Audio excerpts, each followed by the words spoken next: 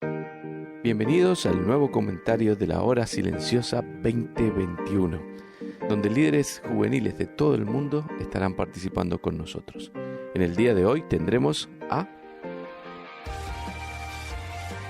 Muy buenos días, te saluda Héctor Salazar, misionero de Palabra de Vida, Guatemala. Hoy en nuestro devocional de la Hora Silenciosa abrimos la Biblia en el libro de Juan, capítulo 3, de los versículos 31 al 36.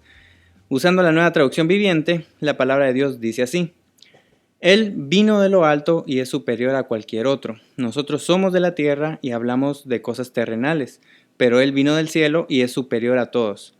Él da testimonio de lo que ha visto y oído, pero qué pocos creen en lo que les dice.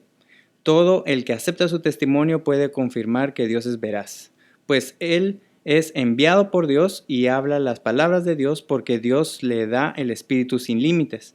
El Padre ama al Hijo y ha puesto todo en sus manos. Los que creen en el Hijo de Dios tienen vida eterna, pero los que no obedecen al Hijo nunca tendrán vida eterna, sino que permanecen bajo la ira del juicio de Dios. Cuando vemos estas palabras es bueno recordar que quien las está diciendo es Juan el Bautista. En versículo 26 se nota que los discípulos de Juan están todavía confundidos de quién era Jesús. Incluso estos discípulos le dicen a Juan: todos vienen a él. Y en lo último del versículo 26 le dicen como que si hubiera algún tipo de competencia entre Jesús y Juan por quién bautizaba a más personas. Pero Juan el Bautista tranquilamente a partir del versículo 27 empieza a aclarar quién era él y quién era Jesús. En repetidas veces Juan dijo que él no era el Mesías. Y tal vez tengamos bien presente que en el versículo 30 Juan afirmó que Jesús tenía que crecer y él menguar. O sea, Jesús debía tener cada vez más importancia y él menos. Ahora, viendo los versículos que leímos al inicio, Juan sigue explicando la diferencia entre él y Jesús. En versículo 31 está dos veces la frase es sobre todos, que es la idea que Jesús es superior a todo ser humano y por ello lo que él decía no eran cosas terrenales como las que podría decir un hombre. Luego en versículos 32 al 35 lo que hace Juan es dar las credenciales de Jesús.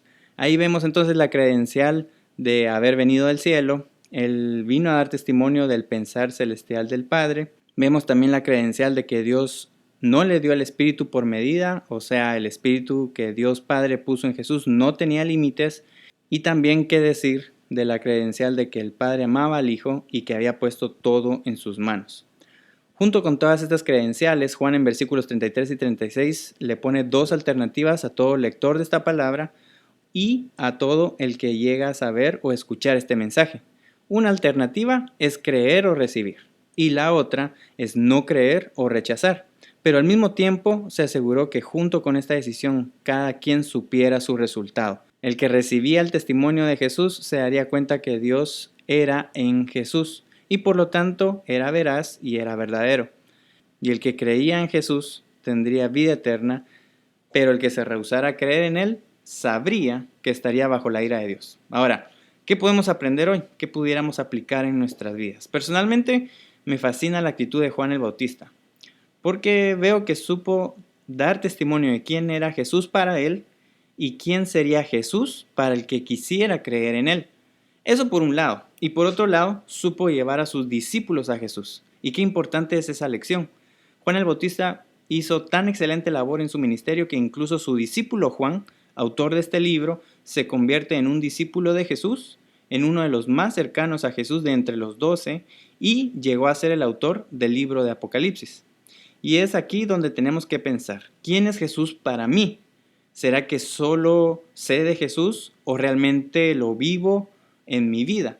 ¿Será que si le digo a Jesús Señor, realmente es porque siendo Él el Adonai, yo le obedezco al pie de la letra a cada una de sus palabras?